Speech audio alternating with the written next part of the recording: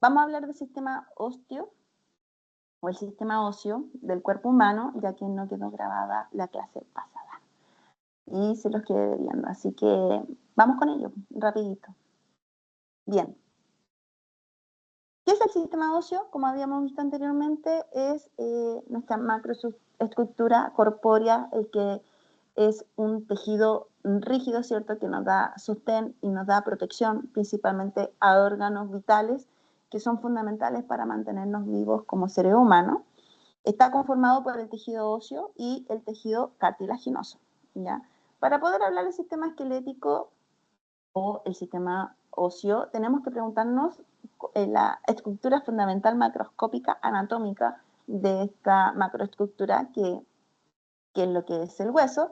El hueso es un tejido vivo que está conformado principalmente por tejido fibrolasto, ¿cierto? Fibroelástico, tiene muchos oligoelementos y tiene un porcentaje celular que los vamos a ver más adelante de importancia a diferencia de otros tejidos del cuerpo humano, ¿ya?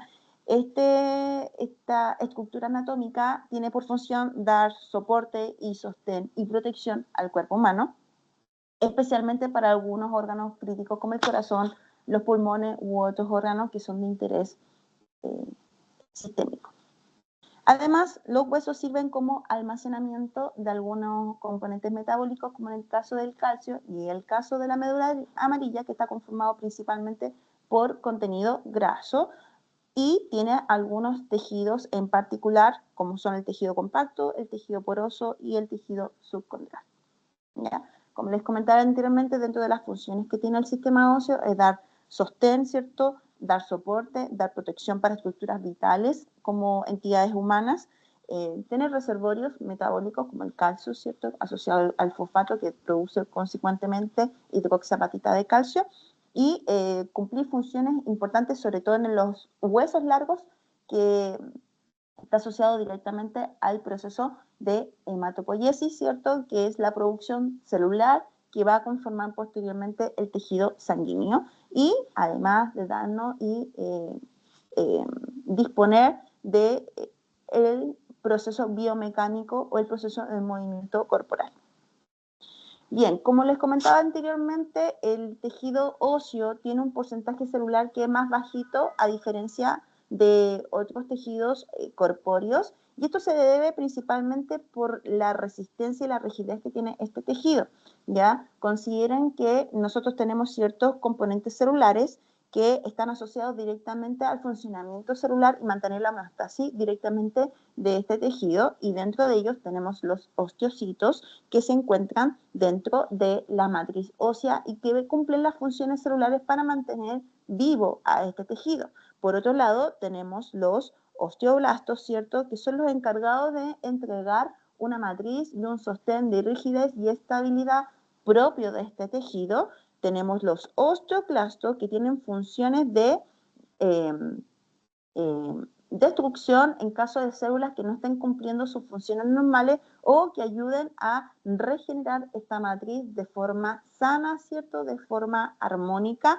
Y finalmente tenemos células osteoprogenitoras que caracterizan como células que se van diferenciando de acuerdo a las necesidades celulares que va teniendo el tejido a medida que va creciendo a lo largo de nuestra vida, ¿ya? Considera además que el tejido óseo tiene un porcentaje de agua que es más bajito a diferencia de otros tejidos que vamos a ver más adelante, específicamente el tejido muscular, y esto se debe a que, a diferencia de, tiene un porcentaje bajito de agua por el componente celular. Como tiene bajo componente celular, necesita poquita agüita. ¿Cuánto necesitan los pacientes habitualmente? En los pacientes adultos, un 20%. En los pacientes pediátricos puede pasar un 40-45%, ¿ya? Entonces ya sabemos que el porcentaje de agua es mucho más bajo, a diferencia de otros tejidos, y que prevalece la materia inorgánica.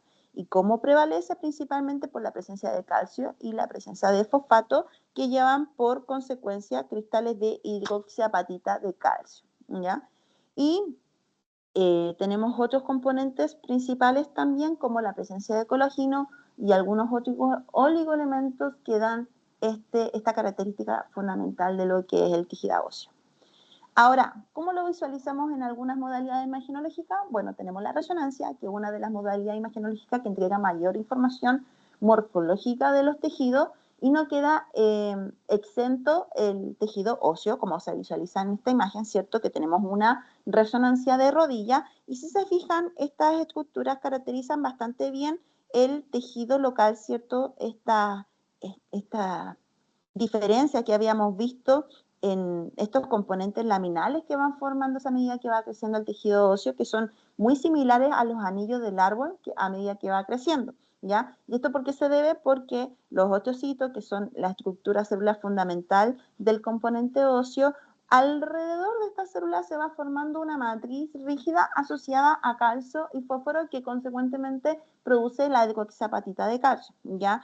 Esto a su vez van formando anillos y entre los anillos se va alojando la trama vascular que va alimentando este componente celular a lo largo que vamos creciendo en nuestra vida humana, ¿ya? Una vez que nosotros ya vamos a estados más longevos del ser humano, obviamente el componente vascular va perdiéndose y la presencia de cristales de hidroxiapatita de calcio va disminuyendo y por consecuencia se va reemplazando con tejido graso, haciendo que esta estructura vaya perdiendo la rigidez, vaya perdiendo el sostén propio cualitativo de esta estructura.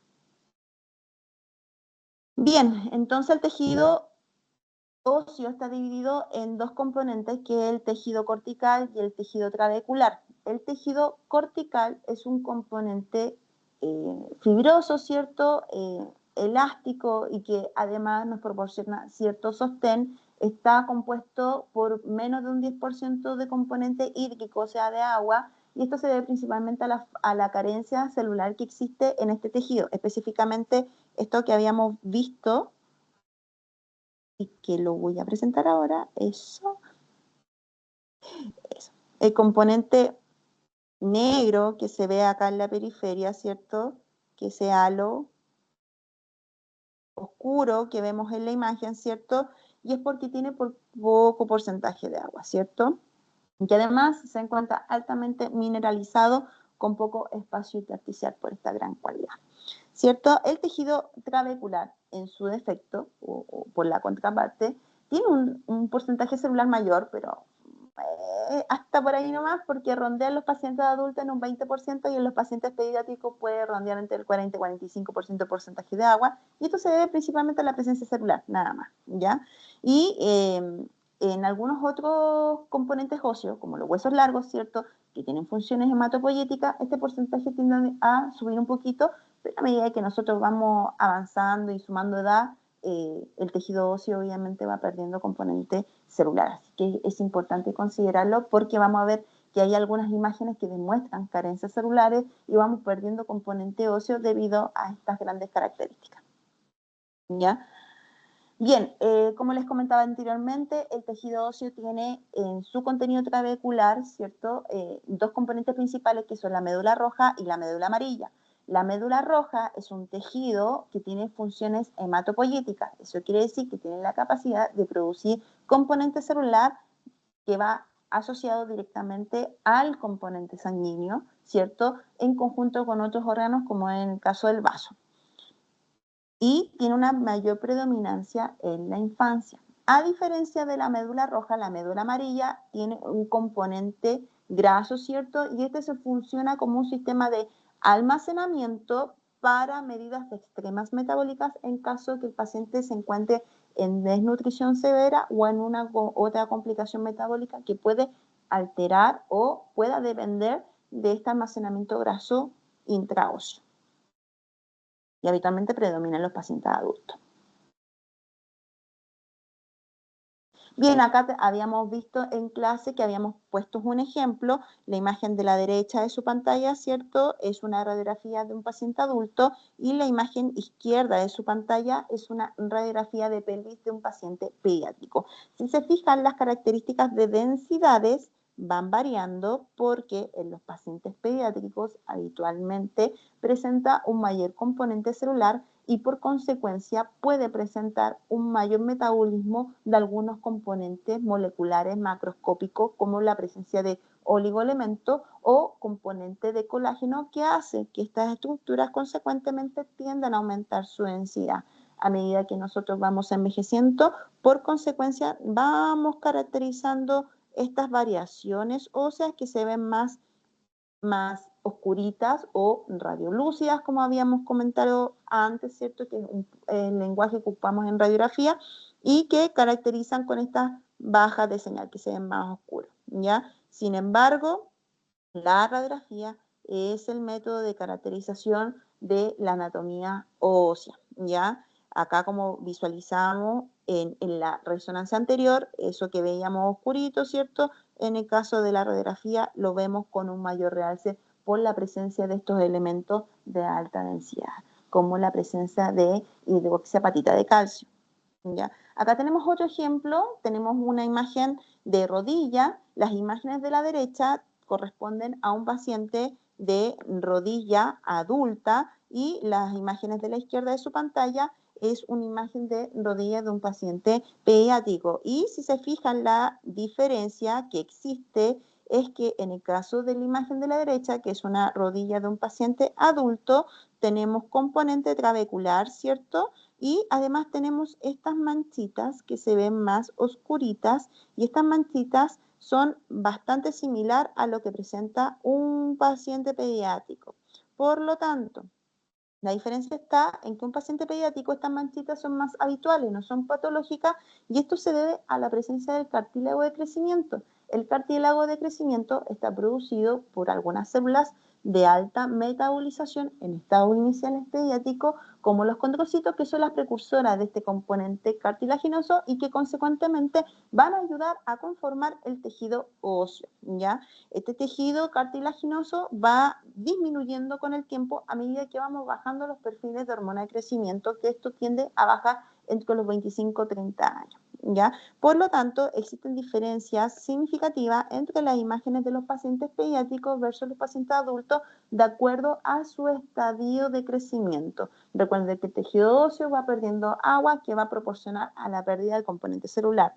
Acá abajo tenemos también dos pacientes dos rodillas del lado de la derecha de un paciente adulto y del lado de la izquierda de un paciente pediátrico. Y esta imagen caracteriza el componente acuoso, o sea, lo que yo veo con alta señal o una señal más blanca en estas imágenes habitualmente es contenido acuoso, o sea, tiene bastante agua. Y obviamente va a confirmar que estos manchones que veíamos acá arribita, ¿cierto? Que se veían más oscuritos, ¿cierto? Acá abajo lo vemos con una mayor señal y eso puede confirmar que efectivamente hay componente celular en ese tejido, a diferencia del paciente adulto que no lo tiene. Si se fijan acá, hay ausencia de estas señales, sin embargo quedan estos remanentes de alta señal que tributarían a la presencia del residual de la médula roja. Entonces ya sabemos que a medida que crecemos, este componente de materia roja o de médula roja lo vamos perdiendo y por consecuencia la capacidad de producir células para el tejido sanguíneo tiende a disminuir un poquito a medida que vamos creciendo.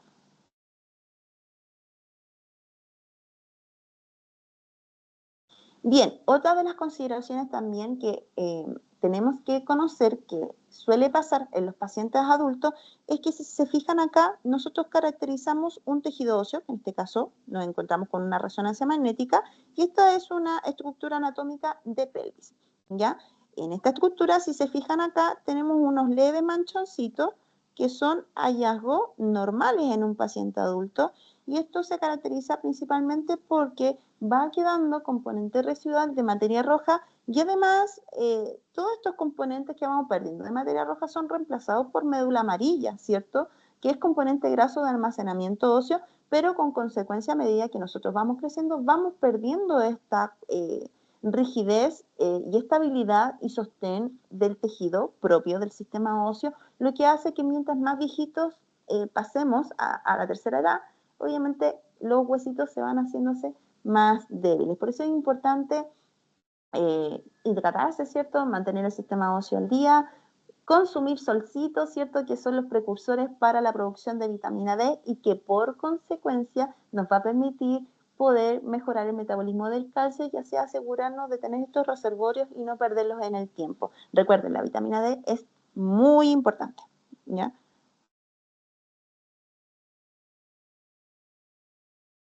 Bien, también habíamos visto que el esqueleto, ya que hemos visto los aspectos celulares muy generales, ¿cierto? Y que tenemos que entender para poder saber cómo está conformado el paciente. No es lo mismo atender a un paciente pediátrico o a un paciente adulto y, bueno, más adelante, cuando ya estemos trabajando con el tecnólogo médico, vamos a entender que no es lo mismo una radiografía de un paciente adulto que tiene órganos más sólidos, ¿cierto? El tejido óseo está más resistente, en un paciente joven al menos, en un paciente longevo las características van a ser distintas, por lo tanto los tipos de exámenes, ¿cierto? Van a depender del tipo de paciente que vamos a atender, ¿ya?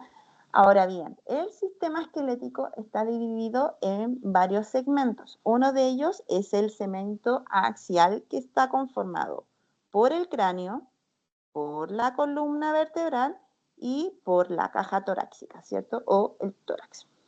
Tenemos otros componentes que van a unir nuestro segundo sistema importante, que es el sistema apendicular. Y el sistema apendicular conforman las extremidades superiores y las extremidades inferiores.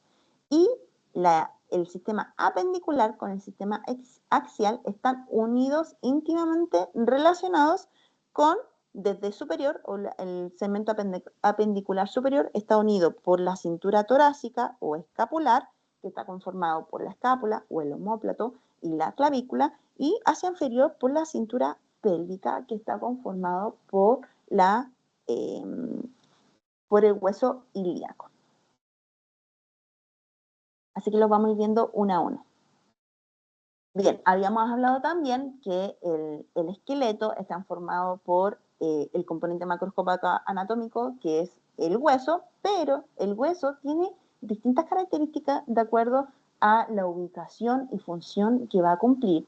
Dentro de ellos se pueden clasificar en huesos largos, huesos cortos y huesos planos, ¿ya? Los vamos a ver a continuación. El hueso largo es uno de los tejidos óseos de mayor relevancia en nuestro organismo porque no solamente tiene funciones de darnos sostén, soporte, ¿cierto? Y que caracterizan por tener una longitud mayor a diferencia del espesor, ¿cierto? Y este componente óseo tiene dos grandes cualidades, que tenemos las diáfisis, que es el componente medio óseo, ¿cierto? Y tenemos la epífisis, que son las extremidades, ¿cierto? Y entre medio de la epífisis y la diáfisis tenemos un componente que es la metáfisis. ¿Ya? Esto es propio de los huesos largos. Ahora, ¿por qué es importante esto? Porque habitualmente en el componente óseo largo, ¿cierto? En los huesos larguitos, tenemos la médula roja que está ubicada principalmente en las epífisis y es lo que nos permite caracterizar el reemplazo de esta médula por el componente amarillo a medida que nosotros vamos creciendo. ¿Ya? Ejemplos claros de tejido óseo de componente largo: tenemos la fémur, tenemos la tibia, el peroné, el húmero, ¿cierto? El radio y el cúbito. Otro tipo de huesos que tenemos en nuestro cuerpo son los huesos cortitos. Habitualmente son huesos irregulares, de forma irregular, y que tienen por función dar cierto volumen en base a su resistencia. Son como pequeñas piedritas, ¿cierto? Y la forma que va a tener este tipo de hueso va a depender de su ubicación. Habitualmente estos tejidos de huesitos cortos se encuentran en nuestras extremidades, en el sistema apendicular periférico, ¿cierto? En el sentido distal, o sea, en las manitos, ¿cierto? En la estructura, ¿cierto? Del carpo, en donde conforman la base y solidez de nuestra mano, y también en el tarso, ¿cierto? Que son los pies, también tenemos un cúmulo de este contenido óseo. Tenemos otro tipo de huesos, que también son los huesos planos y que tienen variables formas dependiendo de dónde se encuentran situados, y su espesor va a ser reducido y que va a predominar que permite abarcar superficie de la estructura. Una de ellas tenemos el esternón, ¿cierto? Que se ubica en la región torácica. Tenemos la estructura ilíaca, ¿cierto? El hueso ilíaco, que prevalece el contenido volumétrico superficial, bueno, la escápula, el omóplato y los huesos del cráneo, que habitualmente tienden a ser de espesor mucho más pequeño a diferencia de la superficie que puede abarcar, ¿ya?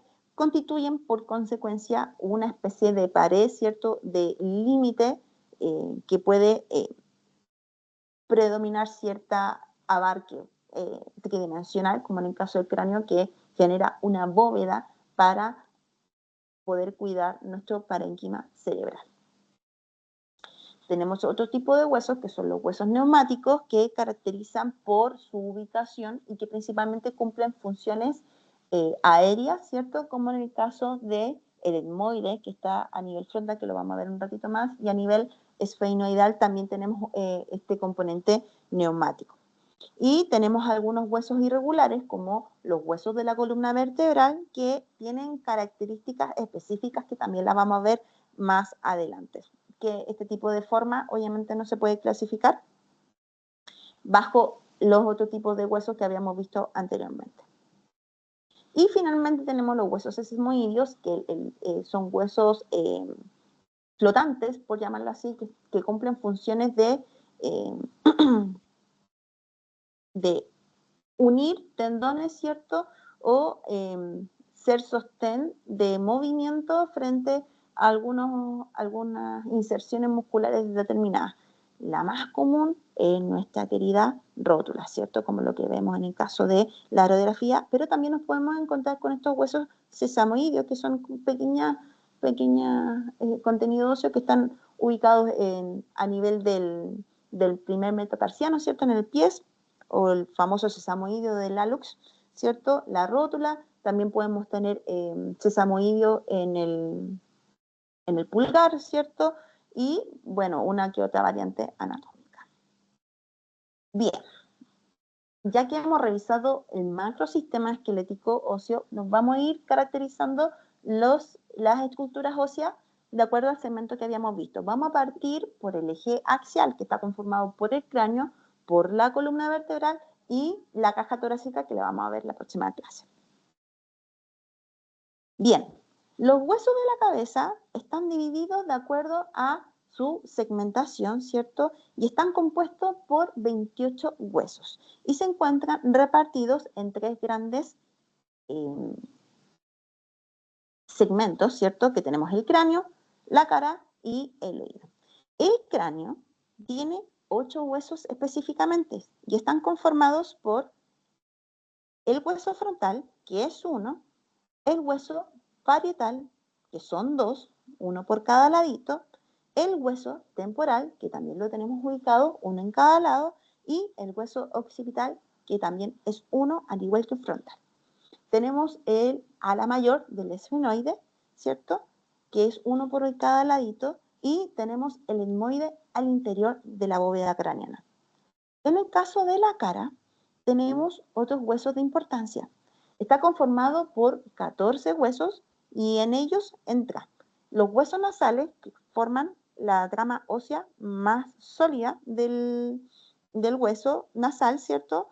El vómer, que es el tabique internasal, los cornetes, que son espacios, ¿cierto?, que permiten generar el ingreso aéreo, el hueso cigomático, que está asociado al arco cigomático, que es el que se palpa en la carita, ¿cierto? Los maxilares superiores, que conforman la trama dental, incluyendo el maxilar inferior, ¿cierto?, o la mandíbula, que es el que da la comunicación mecánica, ¿cierto?, para el proceso de masticación, y el hueso lagrimal, que es parte de la composición orbital del tejido orbitario, ¿cierto? Y hacia interno tenemos los huesos palatinos, que forman parte del paladar duro. Bien, y tenemos de forma interna los huesos del oído interno, ¿cierto? Del oído medio, perdón, y está conformado por 6 huesos, 3 de cada lado. Tenemos el martillo, ¿cierto? De exterior a interior, el yunque y el estribo.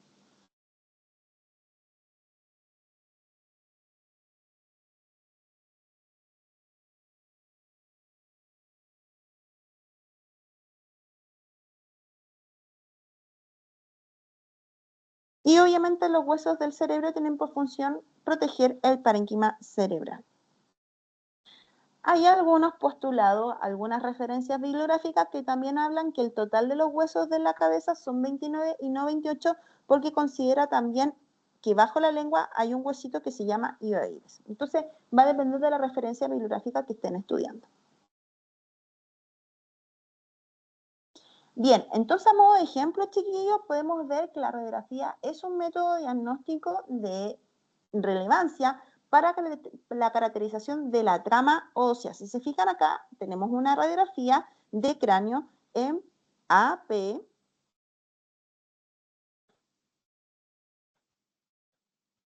y acá tenemos una imagen lateral. Si se fijan, nosotros podemos ver perfectamente algunos huesos planos, ¿cierto? Como el hueso frontal, el hueso parietal, ¿cierto? El hueso temporal, vemos la silla turca, ¿cierto? Habíamos visto que de forma interna tenemos el etmoide, ¿cierto? Acá vemos algunos espacios que son las mastoides, ¿cierto? Que son de niveles aéreos, ¿cierto? Tenemos acá la mandíbula, ¿cierto? El arco mandibular. Tenemos el componente maxilar, ¿cierto? Desde una región lateral podemos ver el hueso occipital. Acá tenemos la rama mandibular.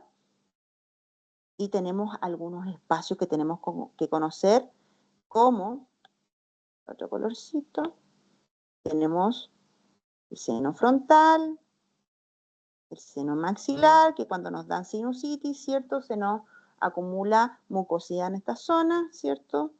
Estos tenemos los cornetes, ¿cierto? Acá tenemos el seno esfenoidal, que también lo podemos visualizar de mejor forma en esta imagen. Y aquí también tenemos el seno o los senos frontales. Muy bien, entonces estamos viendo que la resonancia, la radiografía cumple funciones vitales en la caracterización de la anatomía ósea.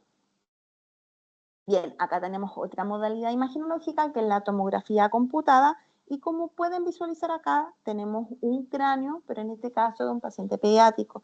¿Por qué me interesó trabajar con un paciente pediátrico? Porque aquí podemos ver las cisuras, ¿cierto? Vamos a devolvernos un poquito, ¿cierto? Y podemos ver la separación que existe entre el hueso frontal, ¿cierto? Tenemos el hueso parietal, tenemos el temporal, ¿cierto? Y hacia posterior tenemos occipital. Ahora ustedes se preguntarán por qué este paciente tiene algo distinto del paciente adulto, que tenemos un espacio acá.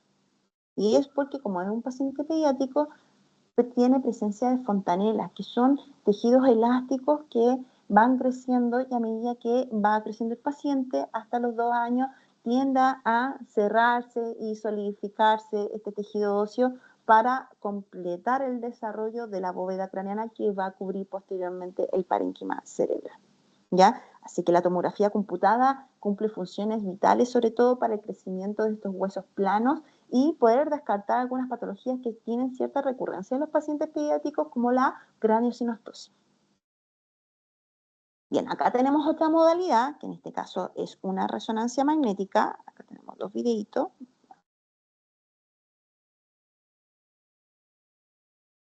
Y acá. Bien, entonces, acá, si se fijan, tenemos un cráneo, acá en el plano axial, y acá tenemos un plano sagital. Y si visualizan acá, el cráneo se ve distinto en resonancia magnética.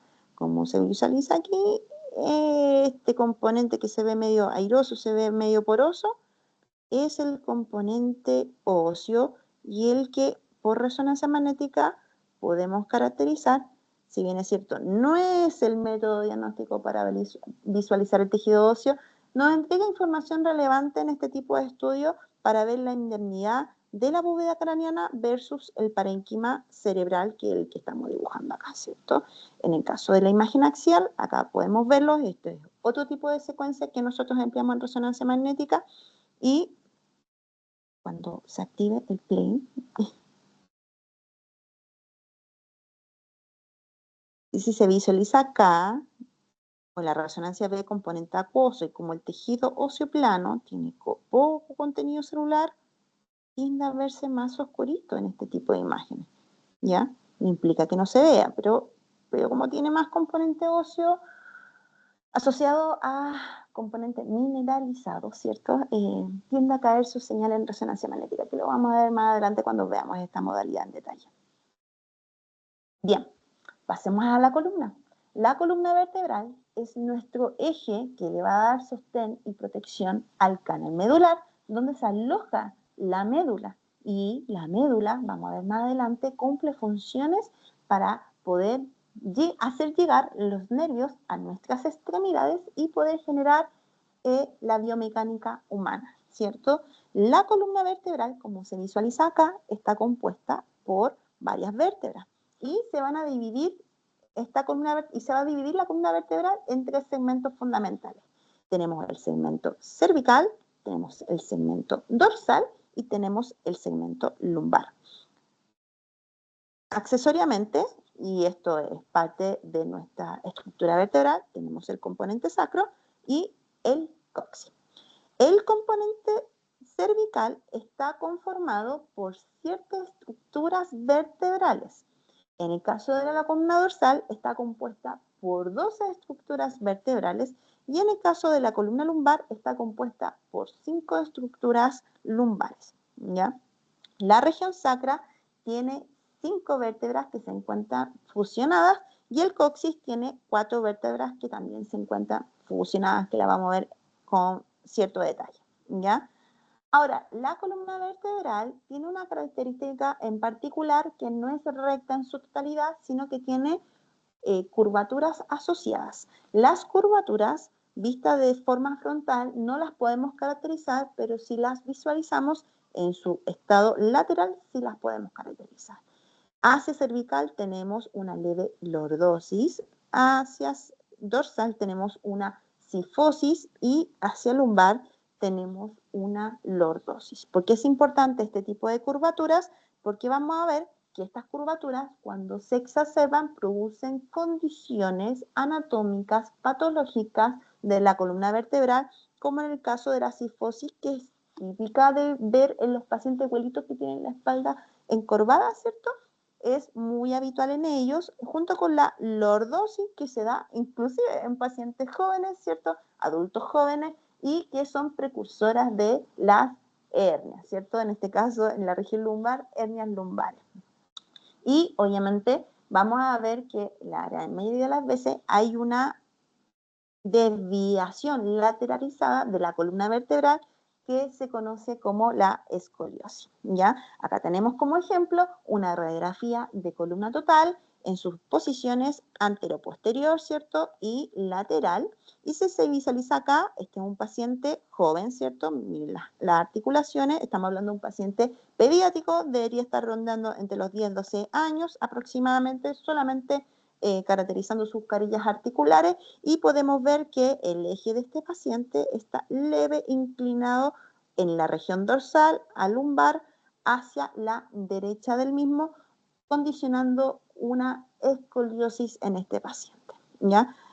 En la vista lateral, si bien es cierto, la escoliosis se lateraliza la función angular, ¿cierto?, de la columna, acá en este caso no se logra ver en su totalidad. Bueno, las especificaciones diagnósticas no es atingente para esta cápsula, pero sí entender que hay ciertos subplanos, que los vamos a ver más adelante, que logran caracterizar ciertas patologías como la escoliosis. Bien, la columna vertebral, como les comenté anteriormente, está compuesto por varios cuerpos vertebrales que se considera un hueso irregular. Este hueso irregular tiene ciertas características que ustedes tienen que conocer, ¿ya? La vértebra, indistintamente del segmento, excepto C1, que es el atlas, ¿cierto? Y C12, que es el axis, que lo vamos a ver con detalle, exceptuando esos huesitos, los cuerpos vertebrales están compuestos por, valga la redundancia, el cuerpo vertebral, que se visualiza de color azul, ¿cierto? Tenemos desde la vista anterior y superior los pedículos, ¿cierto? Y las láminas que van a conformar en su eje el arco vertebral. tenemos de forma, vamos a cambiar el colorcito, de forma lateralizada tenemos las apófisis transversas y hacia posterior tenemos la apófisis espinosa.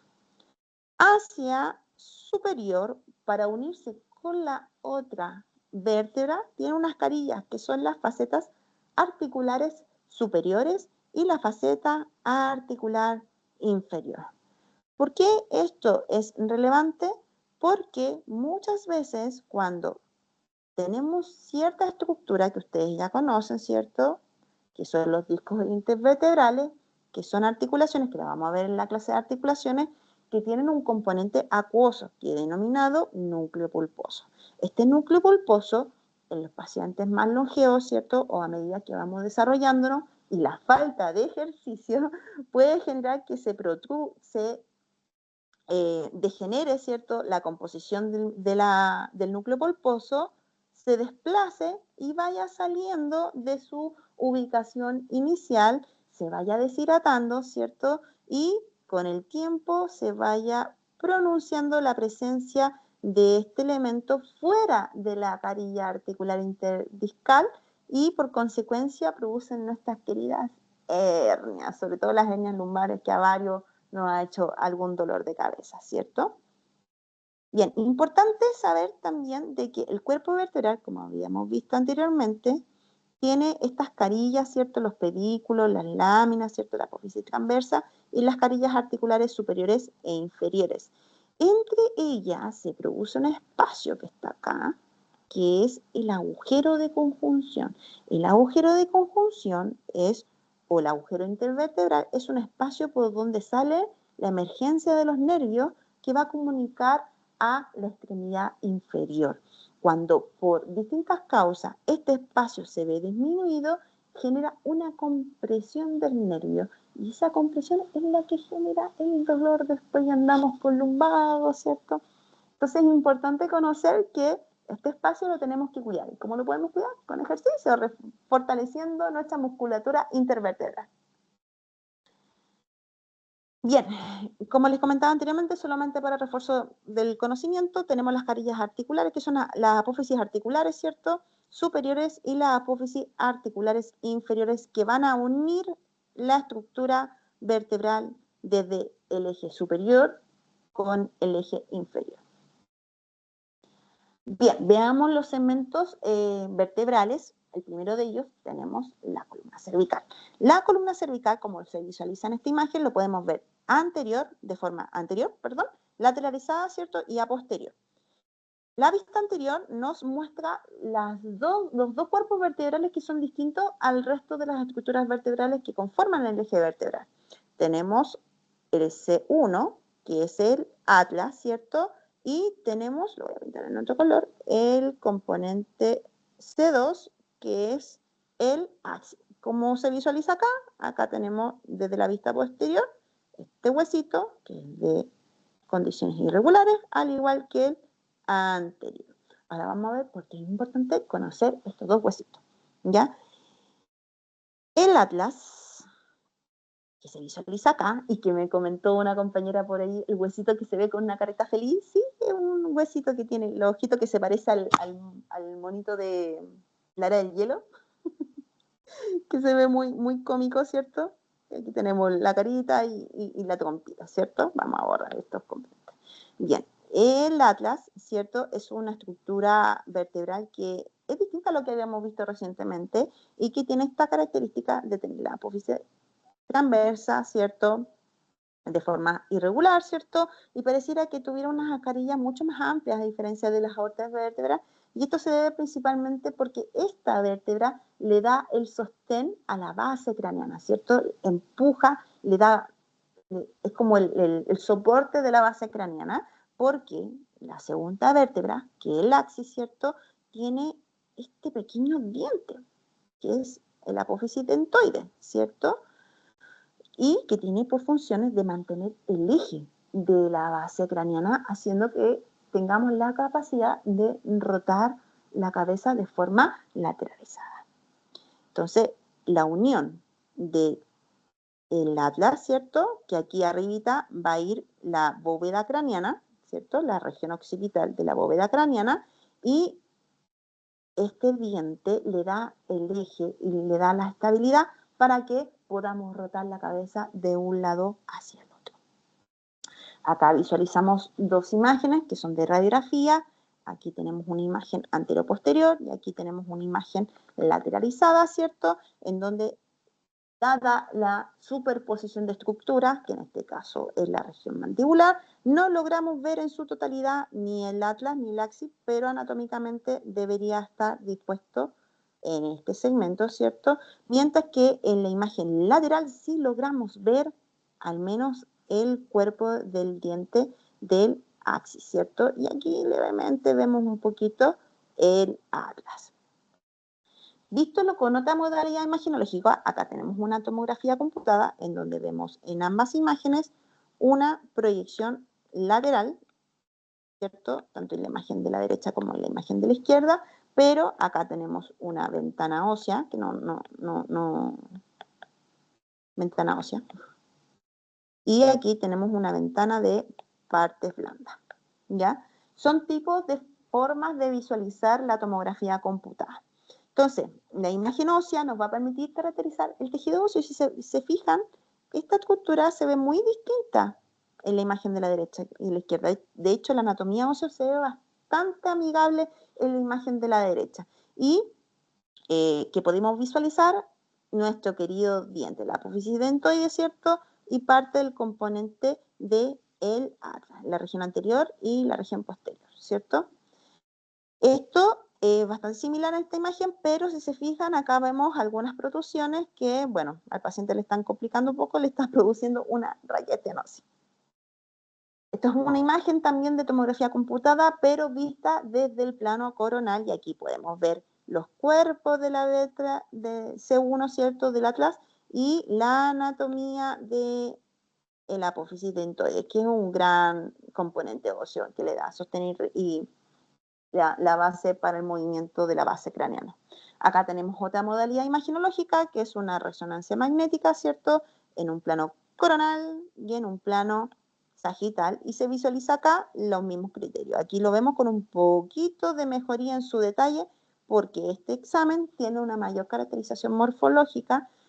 Acá tenemos el atlas, ¿cierto?, y tenemos el axis. Visto desde lateral, acá vemos el apófisis dentoide, al igual que la otra modalidad, y vemos el poquito de cuerpo de atlas que visualizamos en esa imagen. Acá tenemos C2, C3, C4, C5, C6, C7. Acá, C2, C3, C4, C5, C6, y no se alcanza a ver, pero debería estar C7 por ahí.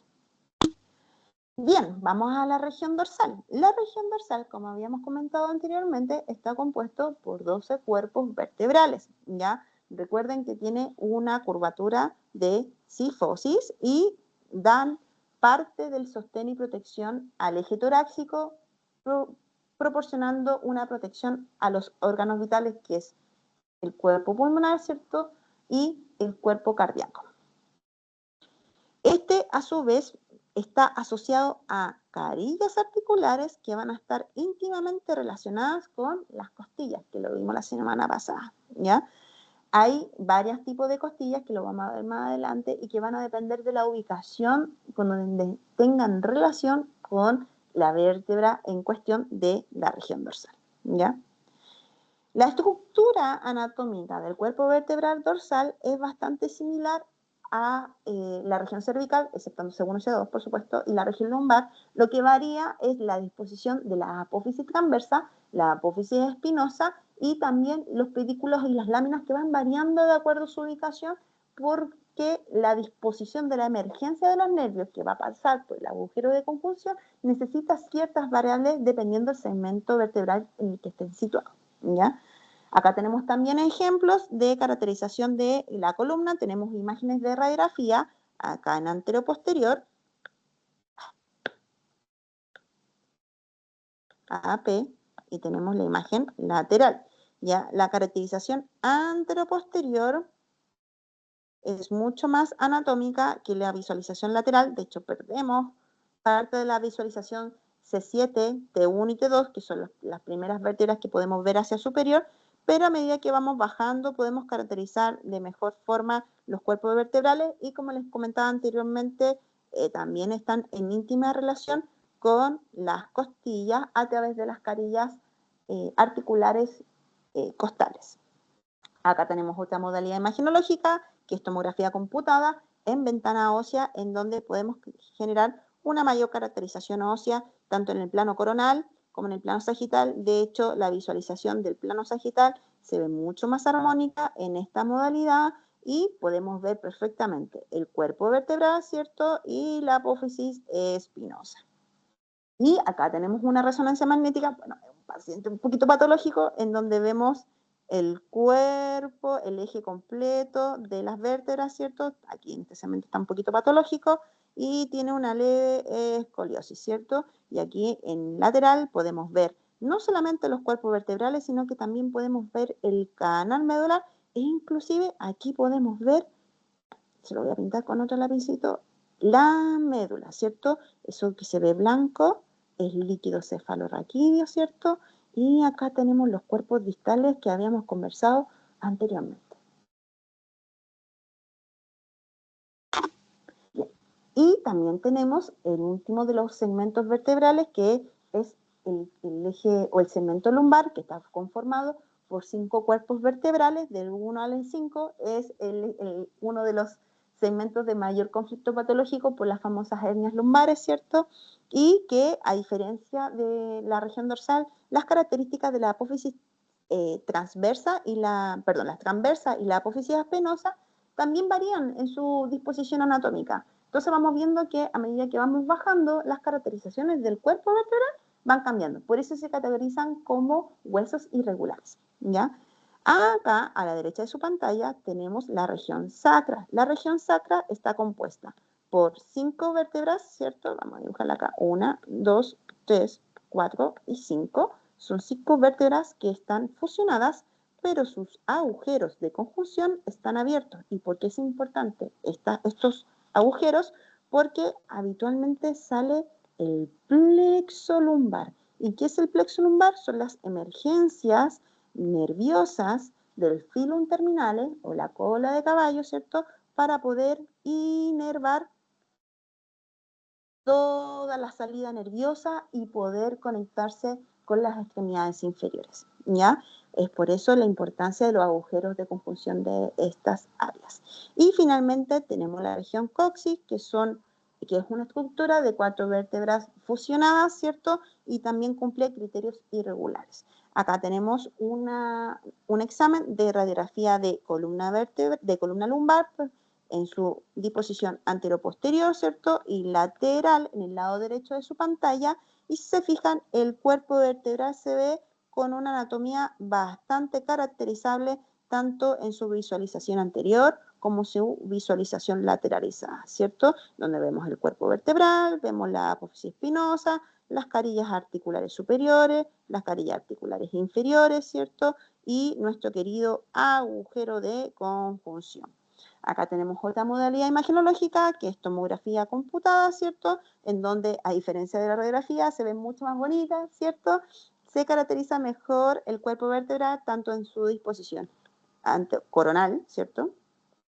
No, anteroposterior, coronal, como en su condición sagital, ¿cierto? En donde vemos con una clara diferencia el cuerpo vertebral, la apófisis espinosa. Bueno, estas imágenes son tridimensionales, entonces si nosotros nos moviéramos por esa imagen, probablemente encontraríamos los agujeros de conjunción que están asociados a las carillas articulares, apófisis articulares superiores e inferiores.